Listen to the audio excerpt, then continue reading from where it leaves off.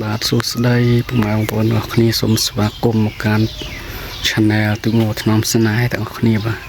ហើយនេះគឺជាទូកខ្នាតអន្តរជាតិមួយគ្រឿងនៅក្នុងវត្តពៅពិសីដែលមានព្រះនាមថាពៅពិសីរស្មីស្ទឹងសែនបាទទូកនេះខ្នាតអន្តរជាតិចំណុះ22នាក់ទូកដែលមានល្បឿនល្អដែរនៅក្នុងសង្កាត់អូកុនធោក្រុងស្ទឹងសែនខេត្តកំពង់ធំទូកនេះគឺមានក្បូរក្បាច់រចនាស្រស់ស្អាតហើយក៏មានល្បឿនលឿនបាទស្ថិតនៅវត្តពៅពិសីភូមិអូកុនធោសង្កាត់អូកុនធោខាងកំសាយគឺមានក្បូរក្បាច់រចនាល្អប្រណិតអមទៅដោយ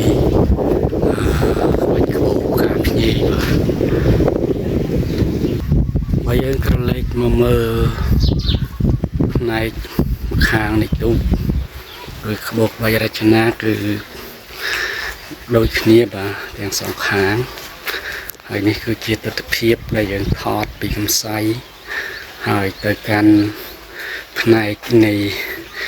រំពេនៃទូកដែលមានសភាពស្រស់ស្អាតមែនទែនមកទូកនេះគឺរៀបចំទុកដាក់ក្នុងរោងជ័យបានល្អទូកមួយគ្រឿងនេះមានសភាពស្រស់ស្អាតហើយខាងមុខក្បូរបីរចនារៀបចំទុកដាក់បានល្អនៅក្នុងវត្តពៅពិសីបាទ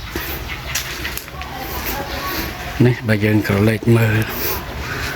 ពីមុខហើយខាងលើនៃទូកគឺមានសភាពស្រស់ស្អាត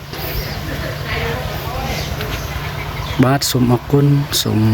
ជម្រាបលាមុននឹងជម្រាបលាសូមគោរពជូនពរពុកម៉ែបងប្អូនទាំងអស់ជួបតែពុទ្ធពរ4ប្រការអាយុវណ្ណៈសុខៈពលៈបីគ្លៀងៗឡើយបាទសូមអរគុណ